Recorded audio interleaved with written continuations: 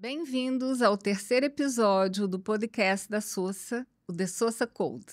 Eu sou Jana Sagazio, CEO da Sossa Brasil, e tenho uma trajetória dedicada à inovação e tecnologia. Aqui na Sossa, nós conectamos empresas e instituições públicas às tecnologias emergentes mais qualificadas do mundo. Temos presença em Nova York, Frankfurt, Singapura, Tel Aviv e São Paulo. Hoje vamos falar sobre inovação na construção civil, um setor que segue sendo pilar do desenvolvimento brasileiro e que só em 2024 ampliou a sua presença na economia e no mercado de trabalho, segundo dados da CIBIC. Mas o que realmente nos chama atenção é a forma como algumas empresas estão inovando nesse setor, que historicamente era visto como tradicional. E uma dessas empresas é a Vedacity. Com 89 anos de história, a Vedacity é protagonista em obras icônicas do país e também é uma referência quando o assunto é inovação. Para este episódio, temos o privilégio de conversar com o presidente da empresa, Maurício Hager, que vai dividir com a gente como a Vedacity tem repensado seus processos, se conectado com novas tecnologias e fortalecido a cultura de inovação, com liderança ativa, estratégia clara e ousadia para testar.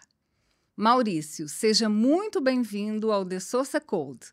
Conta pra gente um pouco sobre a sua trajetória e a visão da Vedacity para o futuro da construção. Obrigado, Diana. Bem, eu sou Maurício Harger, 49 anos, pai de 3 filhas, casado com a Sabina, natural de Joinville, Santa Catarina, mas moro em São Paulo há muitos anos.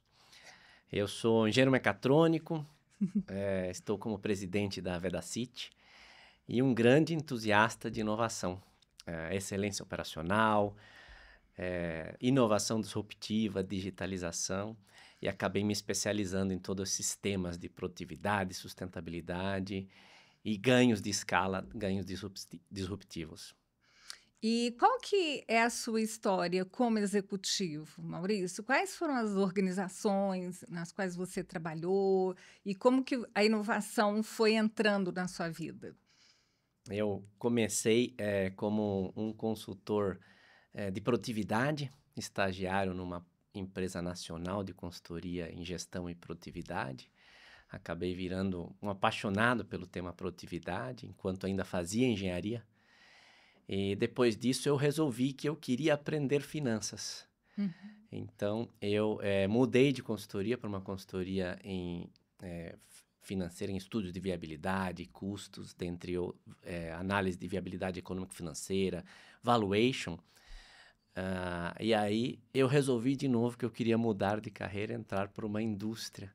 Foi então que eu comecei como um analista sênior na Amanco, onde eu tive uma grande oportunidade de crescimento, fiquei lá por 14 anos, e entrei analista sênior e virei presidente, o qual fiquei mais ou menos metade desses 14 anos. Durante a gestão que eu fui presidente, foi aí que eu comecei a me encontrar com o tema de inovação. Eu queria fazer algo diferente na minha gestão e eu revigorei todo o portfólio de uma indústria também tradicional, também da construção civil, que a gente já vai falar mais sobre o tema, né? Sim. E aí virei um apaixonado pelo tema inovação e aí não soltou mais de mim da carreira em todos os âmbitos, na inovação, no quesito gestão, liderança, digitalização. Comecei lá atrás falando de indústria 4.0, quando ainda as pessoas tinham preocupações com seus empregos, eu mudei um pouco a abordagem.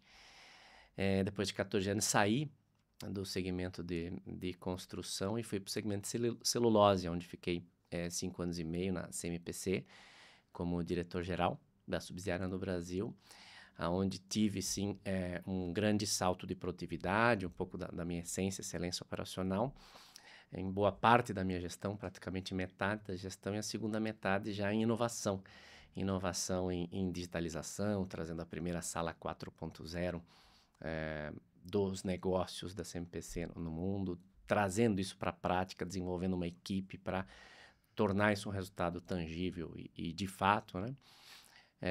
E fui convidado agora, tem quase 2 anos, para a Vedacity para fazer uma transformação de volta para o setor de materiais de construção, onde o grupo tinha um grande investimento, que a gente pode falar um pouquinho, me convidaram então para botar esse investimento na prática e transformar essa organização que está quase com 90 anos aí como uma pioneira do segmento, transformar com crescimento acelerado, com inovação e com excelência em vários aspectos. Muito bom. E como a Vedacity define inovação e como ela alinha a inovação à sua estratégia?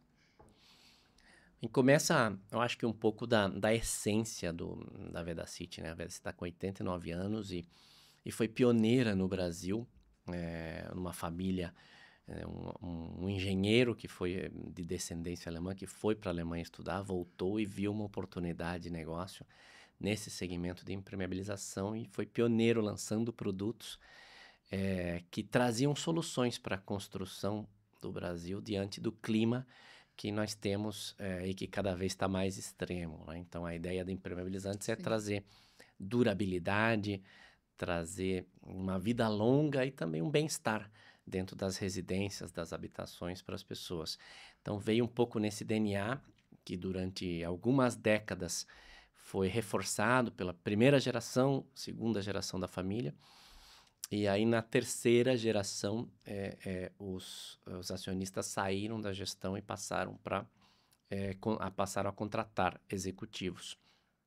Nesse momento, eu sou o segundo executivo, que a gente tem aí um grande investimento por trás, que é uma nova unidade industrial, que é a unidade de Itatiba, um investimento de 272 milhões de reais. Na unidade em si, passam de 420 milhões de reais. E aí que a gente está usando isso como uma plataforma de crescimento acelerado. E aí volta o tema inovação que estava lá no nosso DNA, né? Como é que a gente faz também esse investimento diante dessa plataforma fazer um crescimento acelerado, né? Eu acredito muito que o setor da construção, os nossos usuários, os profissionais, estão demandando por alguma inovação, né? E a nossa estratégia, ela então vem de um investimento para crescimento acelerado, onde a gente quer, no meu entendimento, é possível a gente crescer cerca de 1/3 do faturamento com inovação.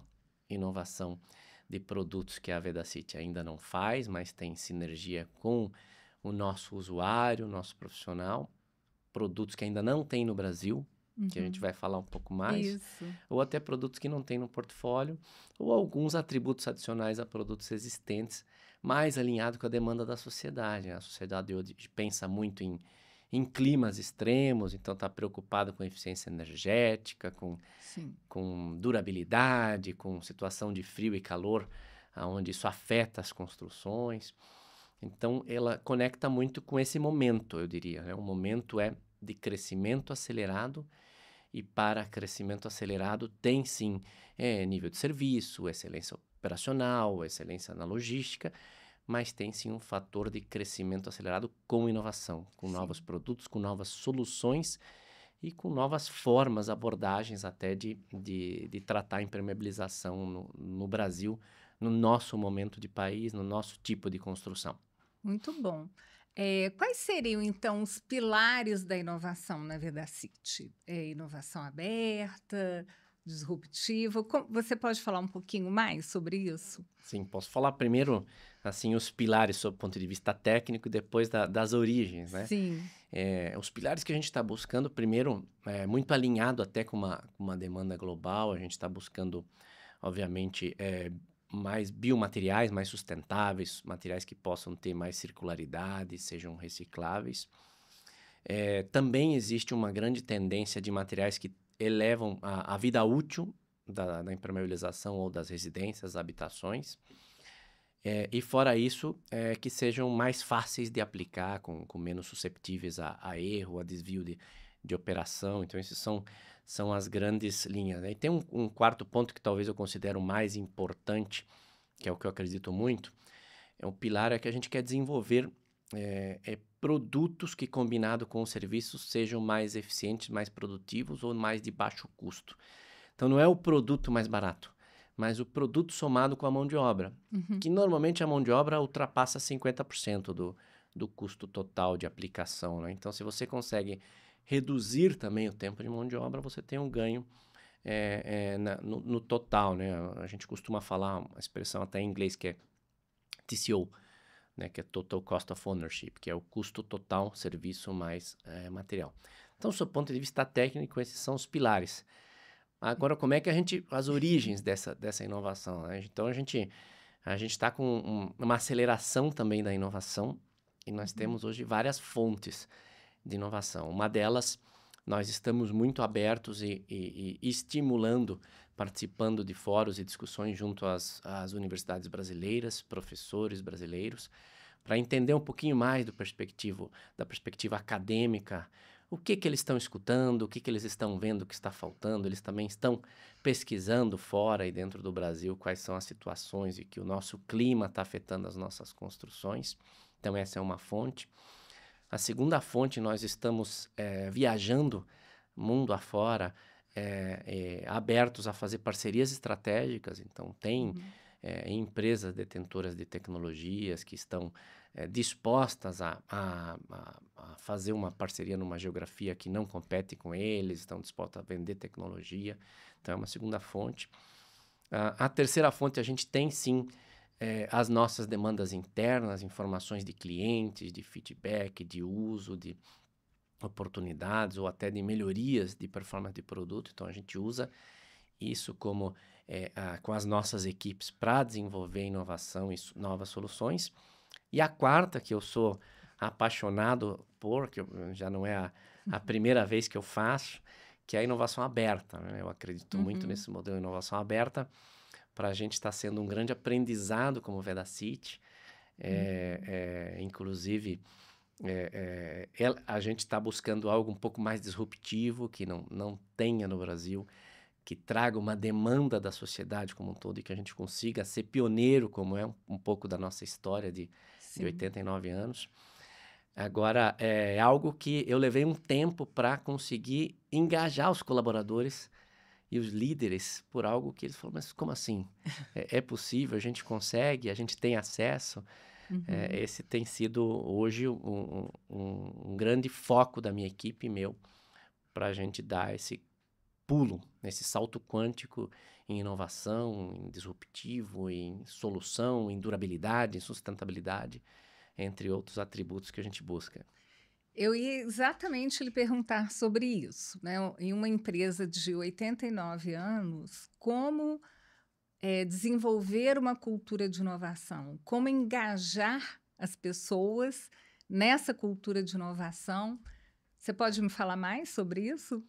Sim, é um desafio, né? O tema cultural a gente pode falar por algum tempo, que acaba sendo um desafio das organizações. Sim. Às vezes por tamanho, às vezes por silos, às vezes por unidade de negócio, ou às vezes até por o costume de fazer daquele jeito por algumas décadas, que está mais alinhado com o nosso caso, né? Então, assim, no meu entendimento, há, sim, um bloqueio inicial de um pensamento talvez não tão abundante. Então, você começa trabalhando os líderes, os engenheiros, de abrir um pouco os horizontes, ter um pensamento mais abundante, né? Que eles ficam restritos ao que eles conhecem, ao recurso que eles conhecem. Então, tem um momento inicial, que eu falo assim de breaking the wall, você de fato conscientizar, mostrar o quanto é possível com cases, com oportunidades, para que as pessoas se abram e vejam, não, nós também podemos acessar esse tipo de inovação, né? Então, e aí num segundo momento, quando você começa, e aí eu tenho um desafio importante que eu aprendi no decorrer do caminho, né? A gente tinha uma área de inovação única que cuidava das melhorias do portfólio atual e cuidava também da inovação.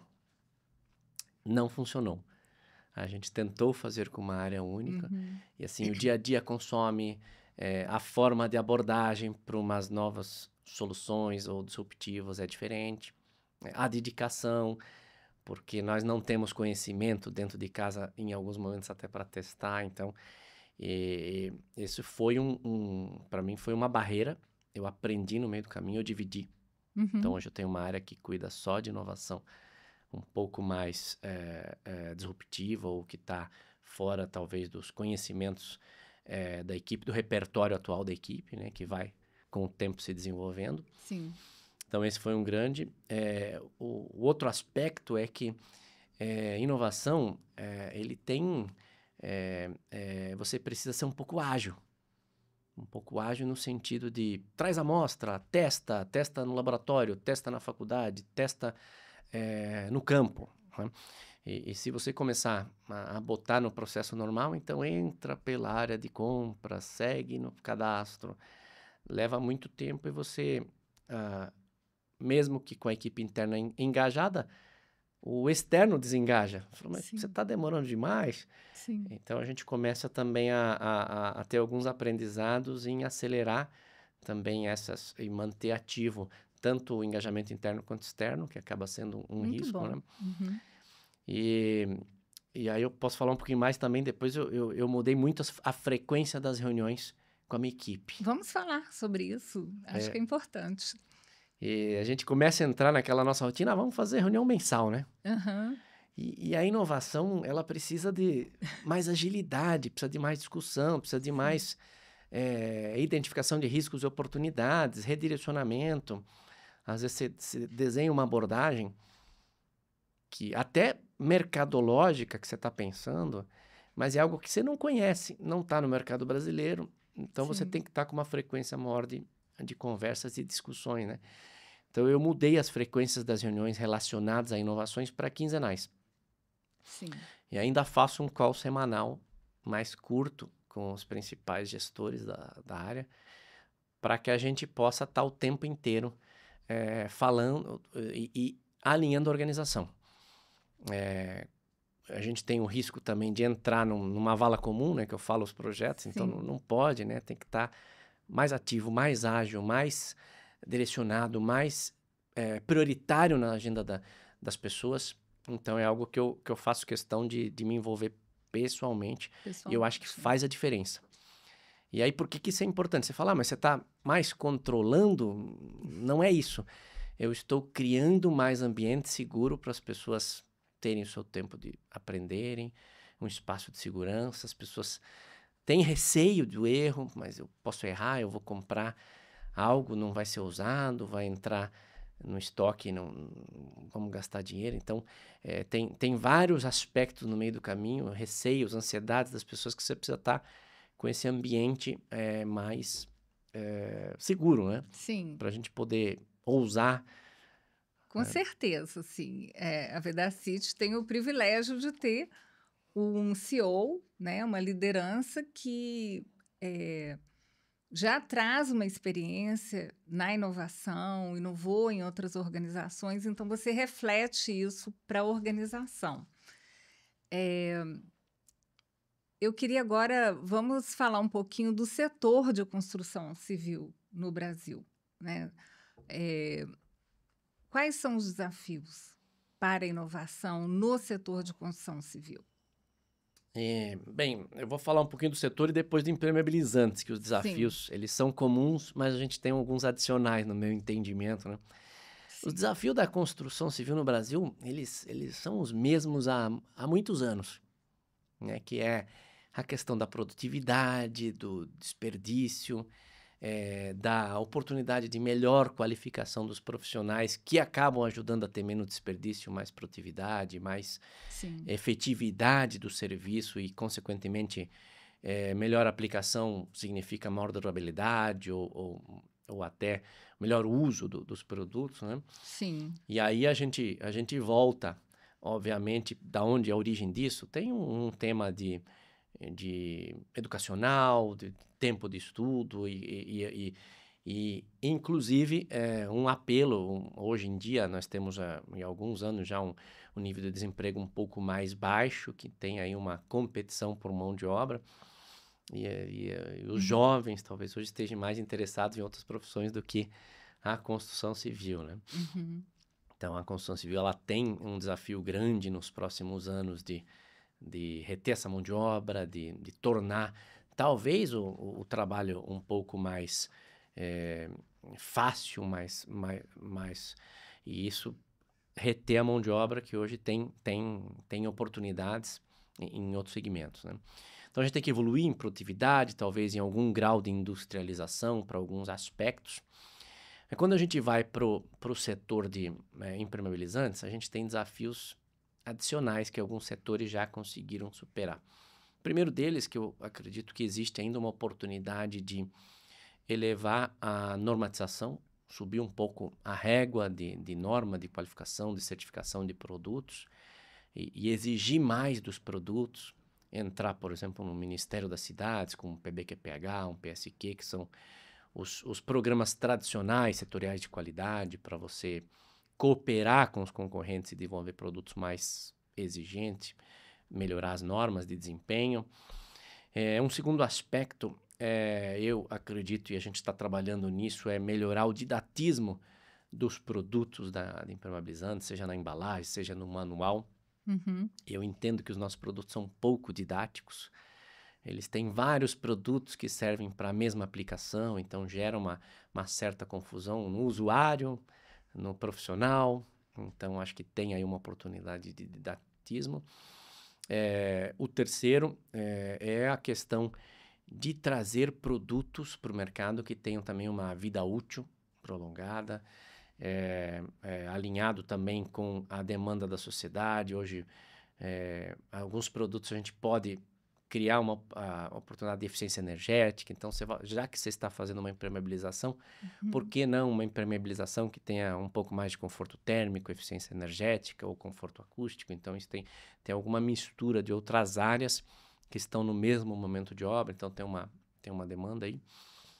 E para mim um grande tema que eu já falei é você trabalhar e desenvolver os profissionais em pensar não só no custo do material, mas no custo da obra total, né? Mão de obra mais material, que isso aí pode trazer uma sofisticação que melhora o seu desempenho como profissional na entrega do produto, leva mais durabilidade para o usuário e melhora a qualidade do setor como um todo.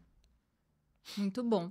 E então vamos conversar um pouquinho sobre inovação e sustentabilidade, né? Como que vocês alinham a inovação às questões de sustentabilidade especificamente?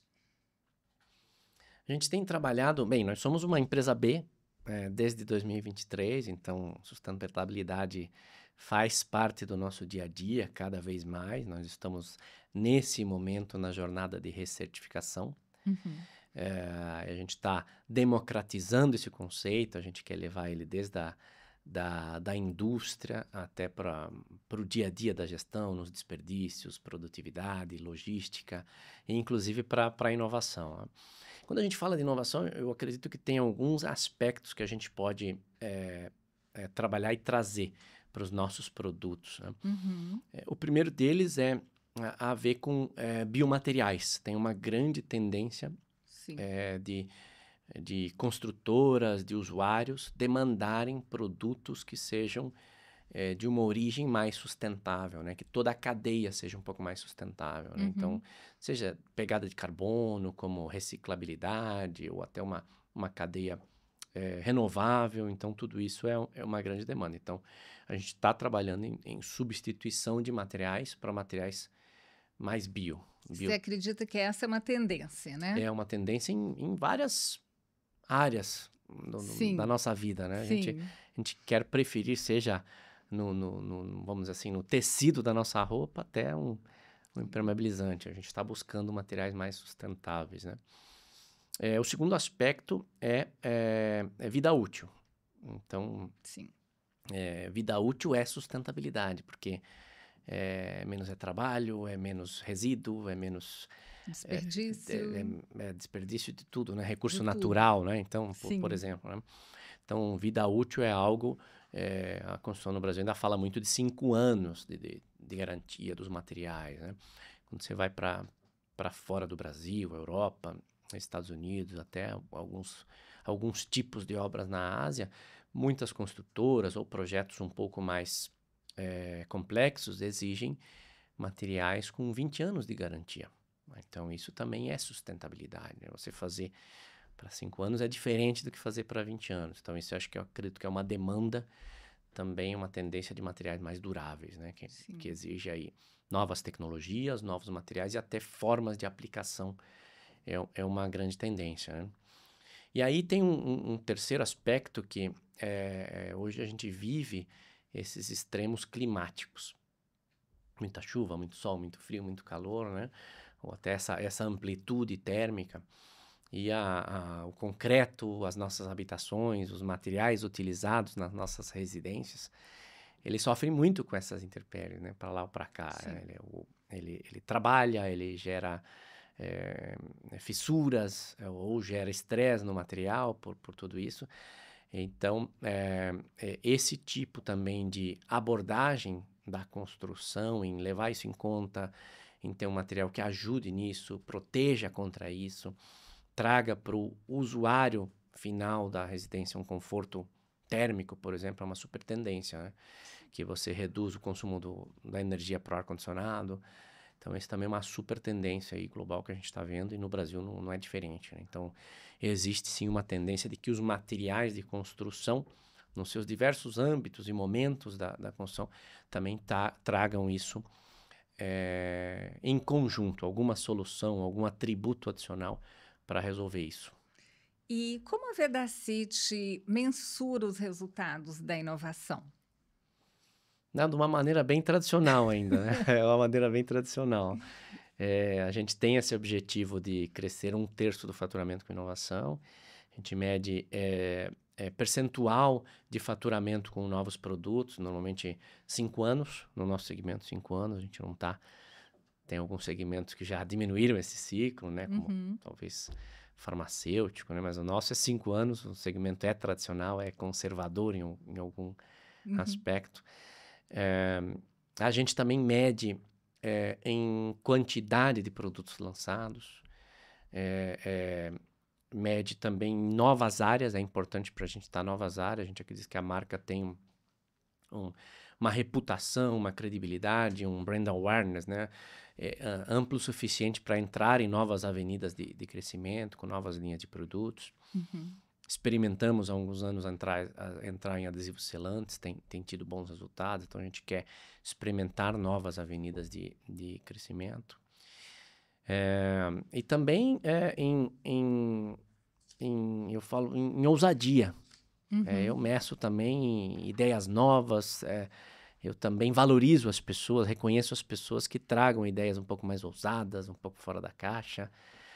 Então, alguns ficam com receio, calma aí, veja bem, eu não. Eu meço e falo, muito bem, siga em frente, continue assim.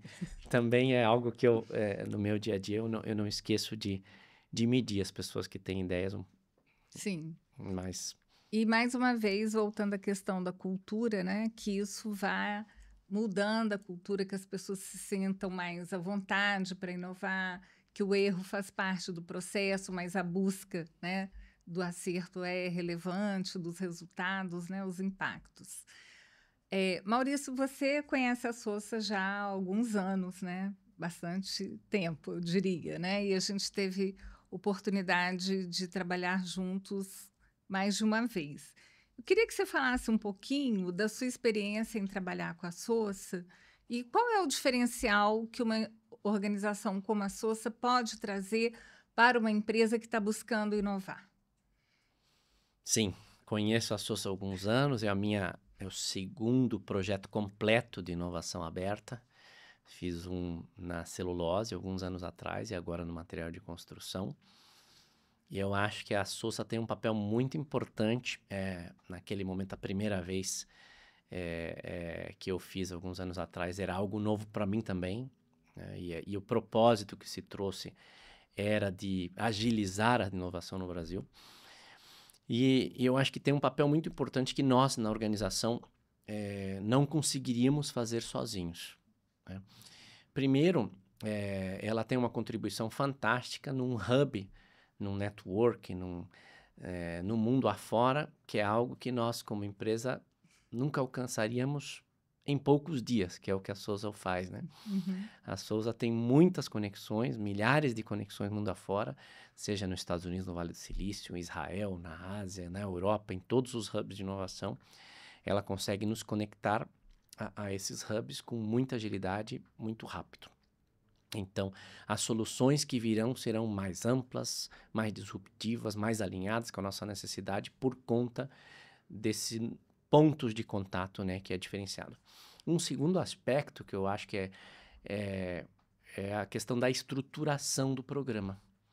A abordagem com que a Sousa faz, estrutura em vamos definir o problema, vamos definir um caso de uso, vamos definir os KPIs, é uma abordagem muito estruturada e que nos facilita o entendimento, o avanço, não ficamos discutindo detalhes desnecessários, porque está muito bem definido e avançamos rapidamente para uma etapa 2 de conhecer os que tiveram, empresas no mundo inteiro, que tiveram ideias para solucionar os problemas do nosso negócio, né? Então, essa estruturação. O terceiro aspecto, eu gosto muito da agilidade e disciplina das pessoas da Sousa, né? Que você fala, não é relevante? É relevante sim, porque você tem um cronograma muito bem definido, as agendas estão definidas, tem o tempo, tem a pauta de cada reunião, a gente passa, avança, então, e avança. Então, em poucas semanas, como prometido, a gente tem, já estamos escutando os pitch das startups ou das empresas e seguindo para o próximo passo, né? Uhum.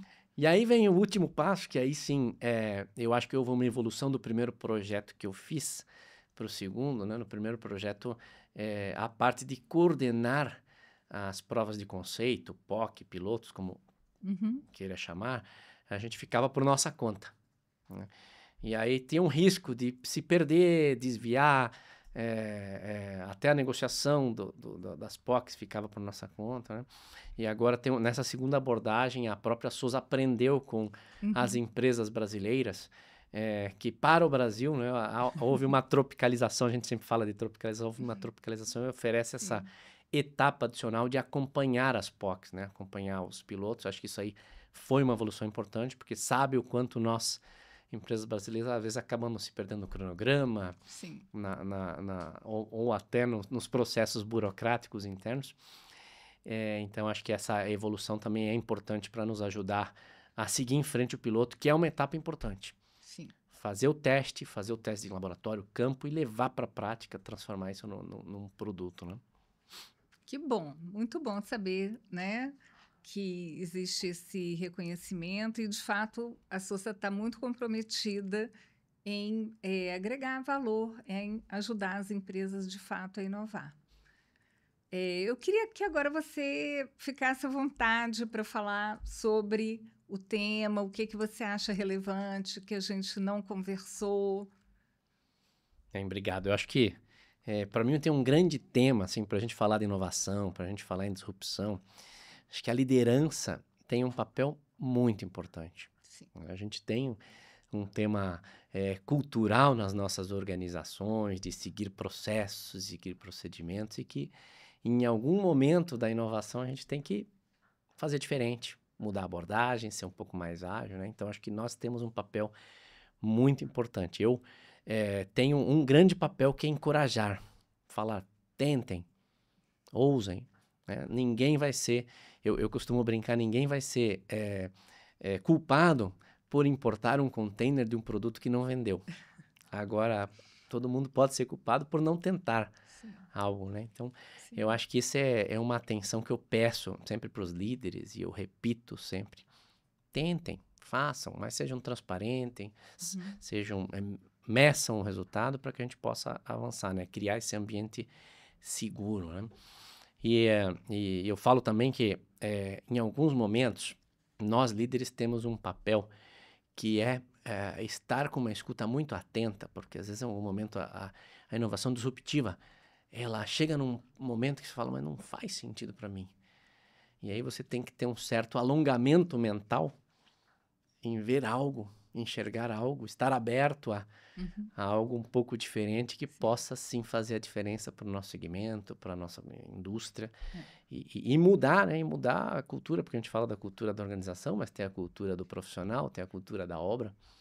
Tudo isso a gente precisa em algum momento impulsionar, esse é um pouco Uhum. nosso objetivo. Então, ousem, tentem. Eu acho que o nosso Brasil precisa saltos de produtividade e inovação para seguir crescendo. O ambiente externo está cada vez mais volátil, então a gente precisa também Complexo, né? dar esses saltos. Sim. Nosso país precisa isso para a gente continuar crescendo, se destacando. Eu acho que a inovação pode ser um tema importante para o nosso país. Eu acho que você levanta alguns aspectos muito importantes. A liderança, ela inspira. Então, quando existe essa liderança na empresa que, de fato, entende a inovação com um papel estratégico, fundamental para impactar os negócios, eu acredito que essa liderança acaba puxando, né, a equipe, abrindo a visão da equipe. Isso é fundamental, né? E também a questão do empoderamento da equipe, né? Que você vai também dando espaço para aquelas pessoas se desenvolverem e empreenderem, né? Muito importante. Então, eu queria aqui agradecer ao Maurício. Acho que foi uma conversa muito interessante, muito rica. Essa sua experiência é fantástica.